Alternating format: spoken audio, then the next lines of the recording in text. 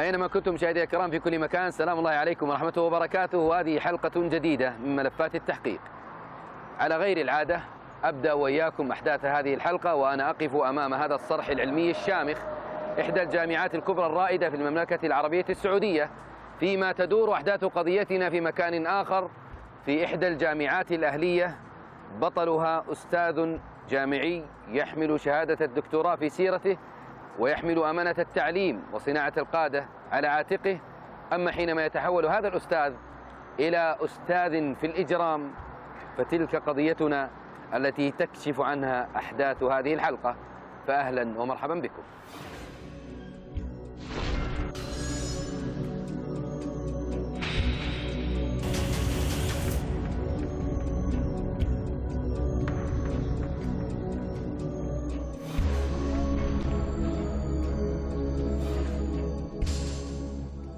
أرجوك يا دكتور، أرجوك أدفع لك اللي تبي، بس أجيب امتياز علشان المعدل. أوكي، جهز فلوسك واترك الباقي علي. أكيد يا دكتور؟ أكيد، عيب، كلمتي كلمة. شكرا يا دكتور، شكرا. يا مرحبا، هلا هلا. تلقى مركز الشرطة عدة بلاغات حول وجود رجل من جنسية عربية يعمل أستاذا في أحد الجامعات الأهلية، يقوم بتزوير الشهادات الجامعية وشهادات الدورات التدريبية وشهادات الخبرة بدقة عالية جدا، ويقوم ببيعها بمبالغ كبيرة. تفضل. كيفك؟ بخير الحمد لله. الحمد لله. عشان فلوسك جاهزة. ولو أنت ثقة، ما راح أعد وراك. تفضل. أشهد.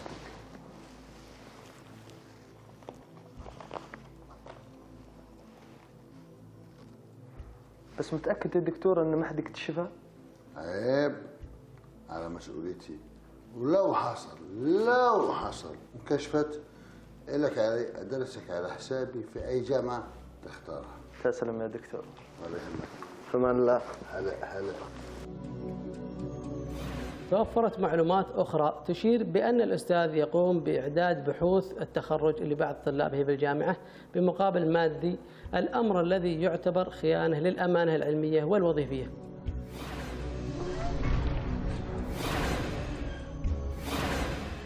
طال عمرك، بخصوص قضية تزوير الشهادات تم تحويلها لإدارة التحريات والبحث الجنائي. على بركة الله، أجل على خير إن شاء الله. خليكم تابعين لهم، وأي مساعدة يحتاجونها خليكم جاهزين. أمرك طال عمرك.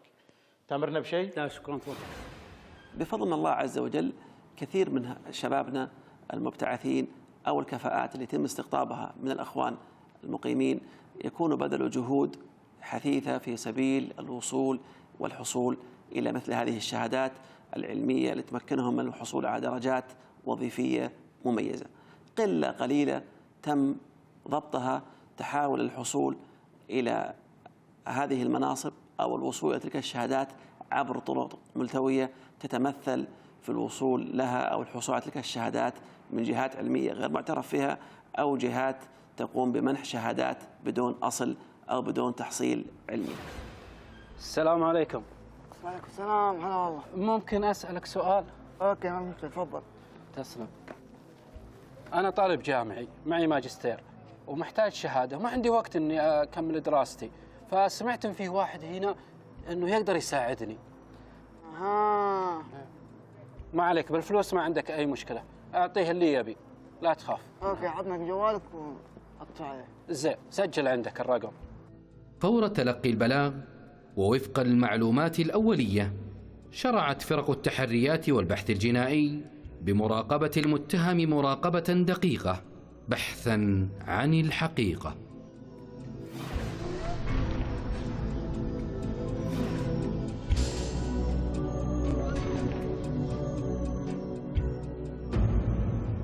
أثبتت التحريات أن الشخص المشتبه به أستاذ جامعي في الخمسينات من عمره.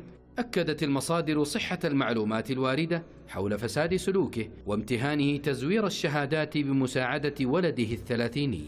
ولله الحمد عندنا في المملكة من خلال الدعم اللي نجده في الإدارة العامة للأدلة الجنائية من الدولة سلمها الله ومتمثلة بوزارة الداخلية وسيدي صاحب السمو الملكي الأمير محمد في مسألة الدعم الشخصي للإدارة العامة للأدلة الجنائية والإدارة التزييف والتزوير خاصة. فولله الحمد مدعومين من حيث أحدث الأجهزة، كذلك التدريب عندنا من الشباب الوطنيين اللي متدربين على مستوى عالمي، عضويات دولية، يعتبرون خبراء دوليين ولله الحمد في مجال الخطوط، في مجال فحص الوثائق، في مجال فحص الأصوات، مقارنة الصور، فحص العملات. فتجد مسألة الجريمة أو حل الجريمة أو ما يقال مفاتيح الجريمة من حيث تصل عندنا ولله الحمد يتم تفكيكها بسهولة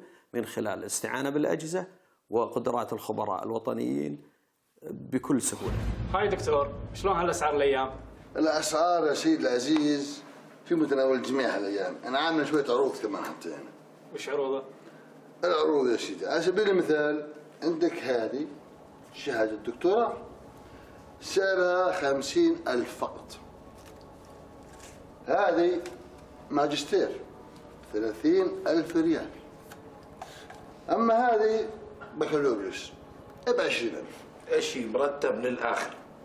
طيب يا دكتور، كم نسبتي؟ 5%. لا يا دكتور، ما هي بأول مرة أجيب لك زباين، خليها 10. 10 يا سيدي ماشي دن. مبروك. يسلم لي هالراس يا دكتور. الله يحييك. القضية هذه يا إخوان محتاجة إلى تخطيط عالي ودقة في التنفيذ. إذا ما قبضنا على المتهم وهو متلبس بالجرم سهل جدا أنه يشكك في كل اللي عملناه. هذا مجرم وإنسان محترف ومهنته التزوير. القبض عليه المتلبس لابد يكون في عنصر مفاجأة حتى نضمن عدم إتلاف المتهم لأدوات التزوير والشهادات المزورة ونقلها. النقيب سعد، بالحالة هذه ايش تعملون أنتم في البحث والتحري؟ طال عمرك أنا أقترح أن نعمل كمين للمتهم بحيث أن نكلف أحد المخبرين الجيدين بأن يصل للمتهم ويستدرجه بطلب شهادة علمية. على خير إن شاء الله. أهم حاجة يا إخوان نكون حذرين حتى لا تنكشف العملية.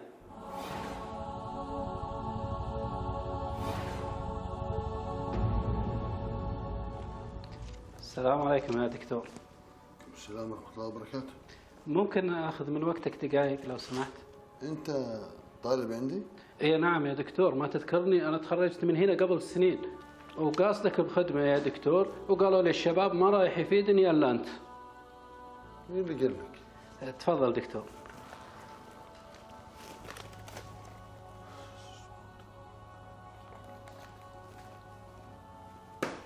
تفضل افتري.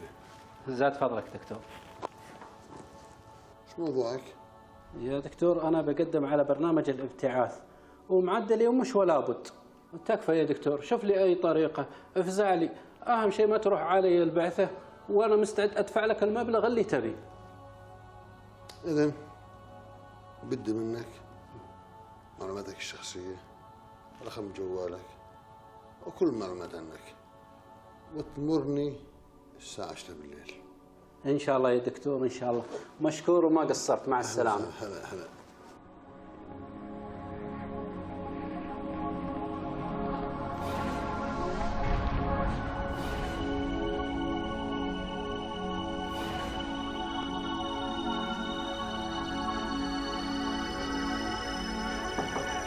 تفضل.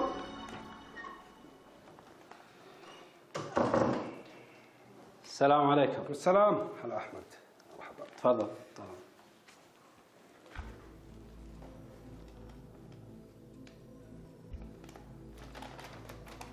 برافو يا أحمد، برافو، أحسنت. يعطيك العافية أحمد، ما قصرت. الله يعافيك، هذا واجبنا طال عمرك. تفضل طال عمرك. السلام عليكم. السلام.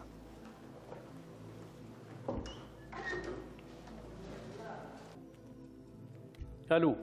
مرحبا عقد ناصر، كيف حالك طال عمرك؟ حبيت أبلغك المخبر أحمد، أبشرك أقنع الهدف. لا بعد، وأبشرك ولله الحمد تم تحديد موعد لاستلام الشهادة وتسليم المبلغ بعد. كلام جميل، كلام جميل. طيب إذن نقول توكلوا على الله ونفذوا المهمة. الله يعطيك العافية، هذه توجيهاتك طال عمرك. الله يوفقك، شكرا، مع السلامة.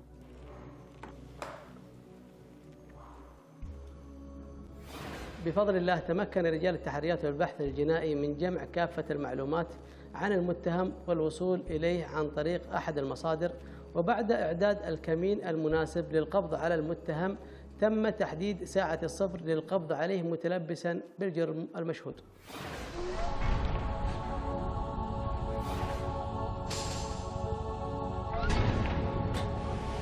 أهلا يا أحمد، تفضل. شرف. حياك.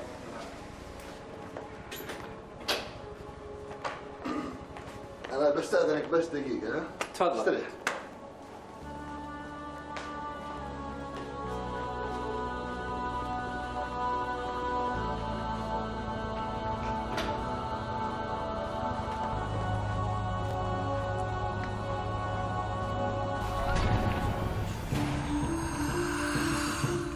حانت ساعة الصفر، وكان المجرم قاب قوسين أو أدنى من الوقوع في قبضة رجال الأمن.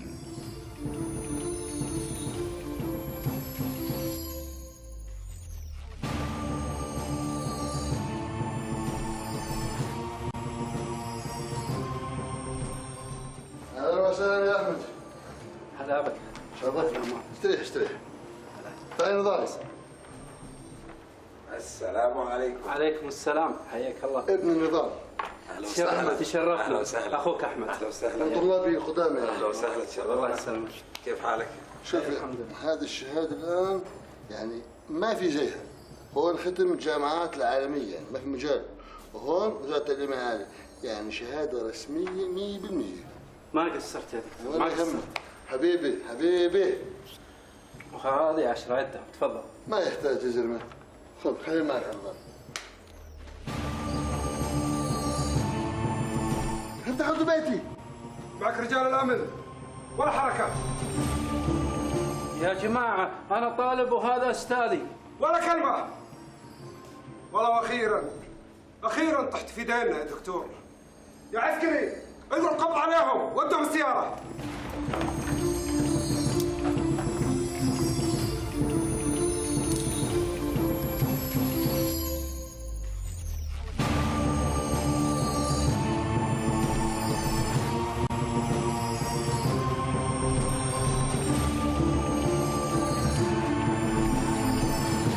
بعد القبض على المتهم في منزله اتضح أنه قد أعد معملا متكاملا لتزوير الشهادات بمختلف أنواعها في المنزل، وكان يساعده في هذا العمل أحد أبنائه مستفيدا من خبرته ببرامج الحاسب والتصاميم والخط العربي.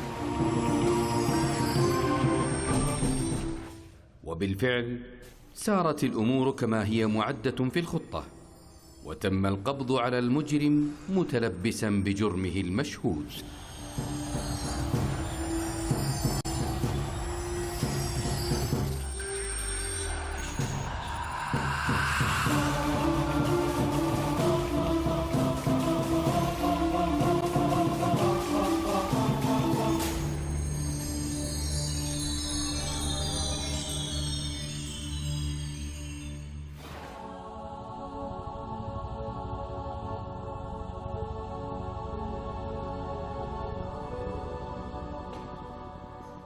وقع المزور الكبير في شر أعماله، لكن المصائب كما يقال لا تأتي فرادى.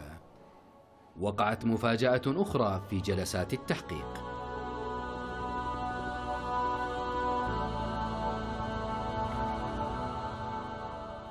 إذا تعبان يا دكتور نوديك المستشفى.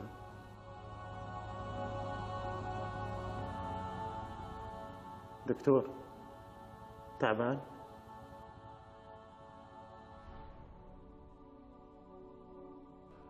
تم نقل المتهم إلى المستشفى. اتضح أنه كان مصابا بمرض السرطان منذ زمن، لكن حالته الصحية والنفسية تساءت بعد القبض عليه. بدأ الأطباء يسابقون الزمن لإنقاذ حياة المتهم.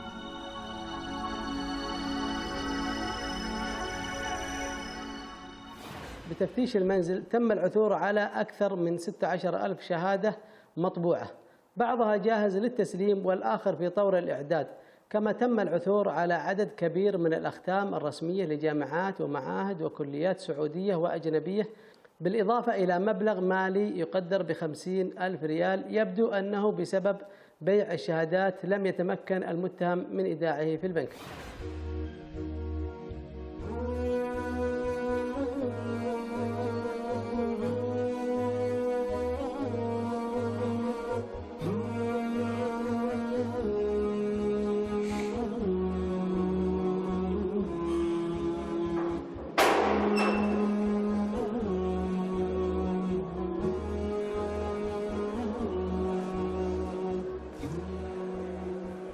يا دكتور، شلونك الحين بعد ما اخذت العلاج؟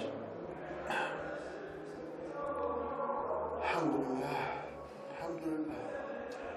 صدق يا دكتور، من امس وانا احاول اقنع نفسي ان ممكن انسان مثلك يقترف الجرم هذا كله. يا دكتور انت العالم والاستاذ المربي الاجيال، لكن للاسف جريمتك هذه صرت تمنح الحق لناس يعلمون أجيال بدون حق. أنت مجرم، أنت مجرم في حق مجتمع كامل. ما ودي أثقل عليك لأنك تمر بظرف إنساني، الله يشفيك، بس يا ليت يا دكتور، يا ليتهم شفت إن الله ابتلاك بالمرض الخبيث، خفت من ربك إنك تمارس التزوير وتخش البلد اللي عطف عليك ووقف معك في مرضك. يا دكتور، تذكر هذا أمر العلاج؟ تذكر ولا لا؟ شوف،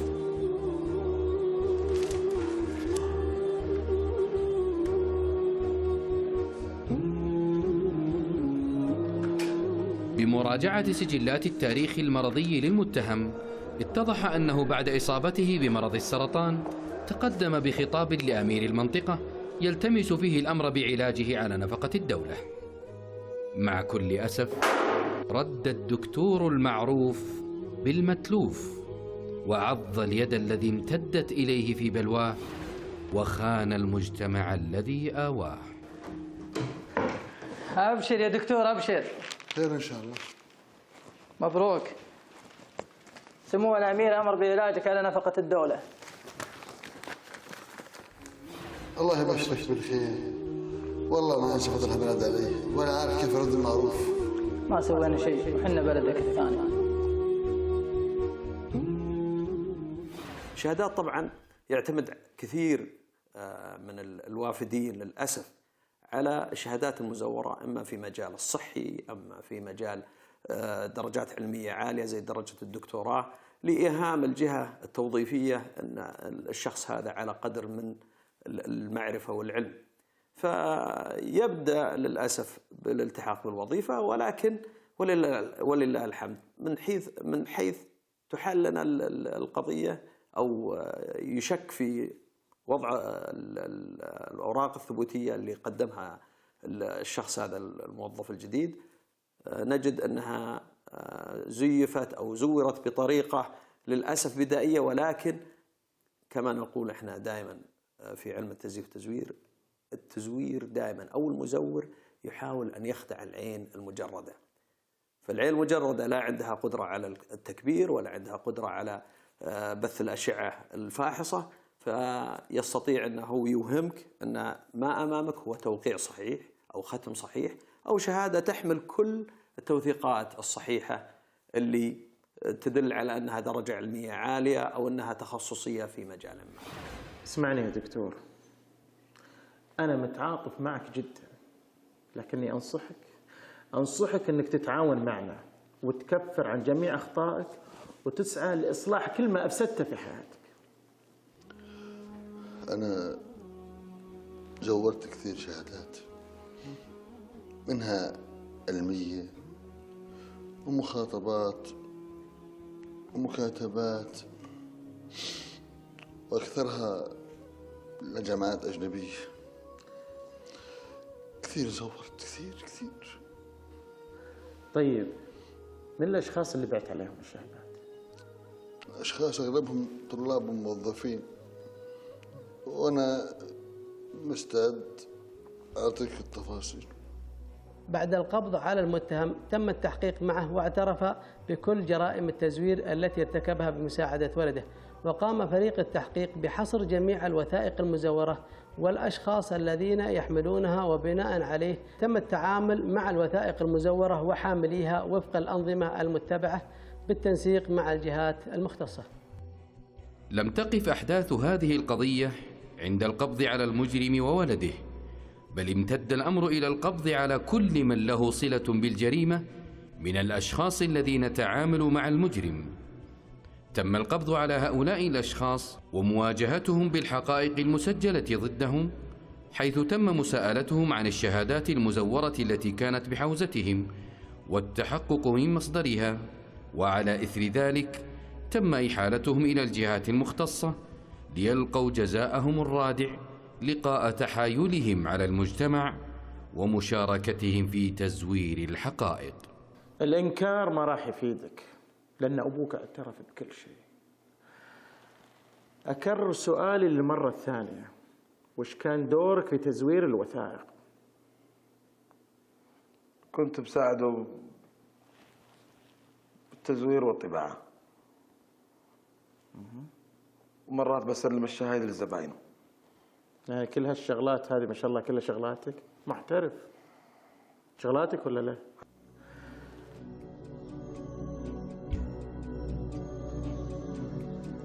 على جانب آخر، اعترف ابن المتهم بقيامه بمساعدة والده في أعماله المشينة.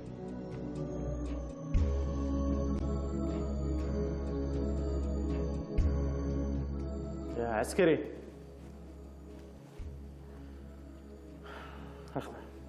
بعد انتهاء التحقيقات أودع المتهم وولده السجن تمهيدا لمحاكمتهم لقاء جرائمهم.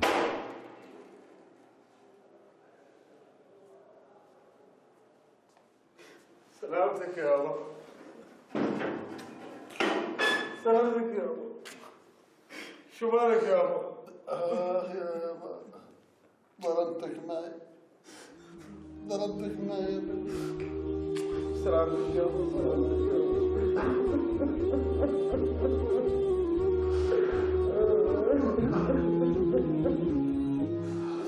طمع معي يا الله.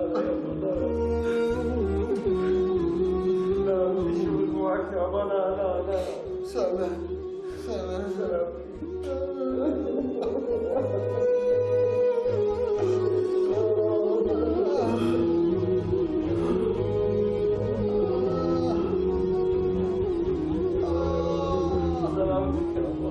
وفي السجن اجتمع على المتهم هم نفسي وآخر جسدي كانا كفيلان بازدياد معاناته. أما حالته النفسية فلا تسل عنها من الهم والغم، وأما حالته الجسدية فقد ساءت تحت وطأة المرض، وبدأ المرض ينتشر في جسده ويهد قوته وينهك جسده.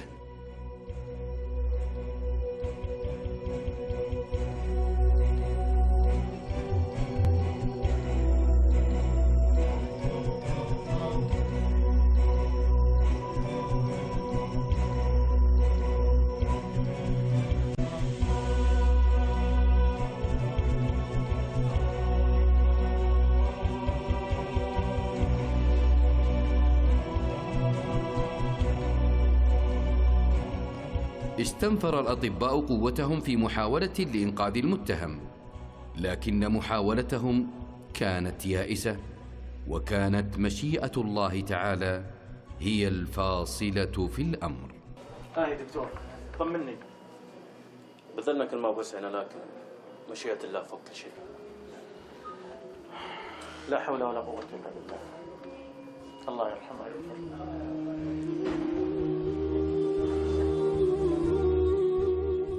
هنا في السجن كان نضال ينتظر رجوع والده من المستشفى، لكنه تلقى خبر وفاته كالصاعقة ليلقى العقوبة وحيدا بعدما فقد والده. لا حول ولا قوة. الله يغفر له ويرحمه. ادعي له. لا اله الا الله. ادعي له.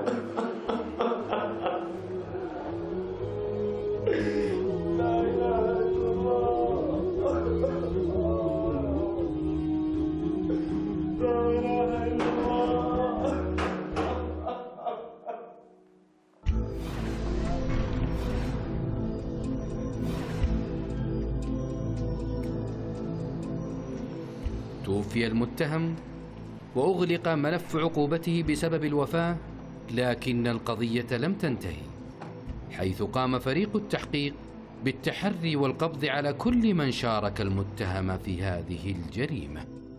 مع وجود وسائل التقنية الحديثة والأجهزة المتقدمة في هذا العصر، استغلها بعض ضعفاء النفوس للقيام بتزوير الشهادات الجامعية وشهادات الخبرة للحصول على المال. لذلك سعت الأجهزة الأمنية في متابعة وملاحقة مقدمي هذه الشهادات وتقديمهم للعدالة.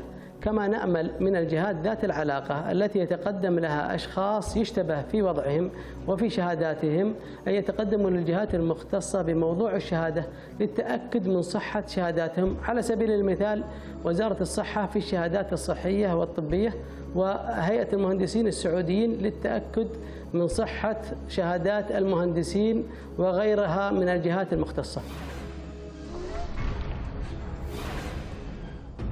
السلام عليكم. وعليكم السلام. كيف حالك؟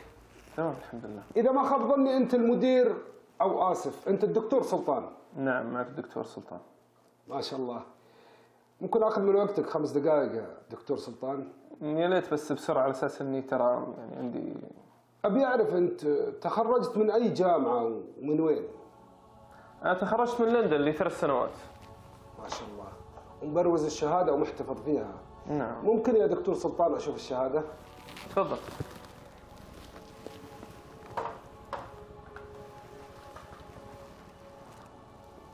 نفس النسخة اللي معنا تقريبا طبق الأصل.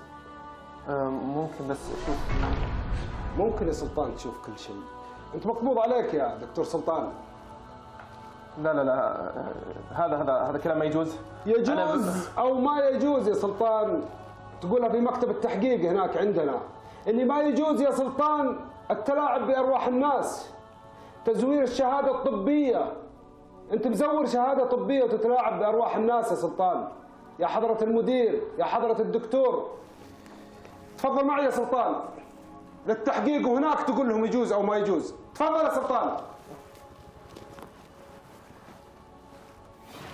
هكذا مشاهدي الكرام أغلق ملف هذه القضية دون أن يحاكم المتهم أو يعاقب، فذلك أمر مؤجل إلى محكمة إلهية عادلة، فيما تم القبض على كل من شارك المتهم وكل من أعان على هذه القضية ليقوا جزاءهم الرادع. ونصيحة في الختام إلى كل أبنائنا الطلاب وإلى كل إخواننا الموظفين: لا يصح إلا الصحيح، ما بني على باطل فهو باطل، وكل ما بني على الغش والخيانة فهو زائل. الأمانة عرضت على السماوات والأرض والجبال فأبين أن يحملنها وأشفقن منها وحملها الإنسان إنه كان ظلوما جهولا. اعتمد على نفسك وتوكل على ربك، وإياك ثم إياك وبنيات الطريق. في الختام تقبلوا مني أرق تحية، ولنا في الحلقة القادمة قضية.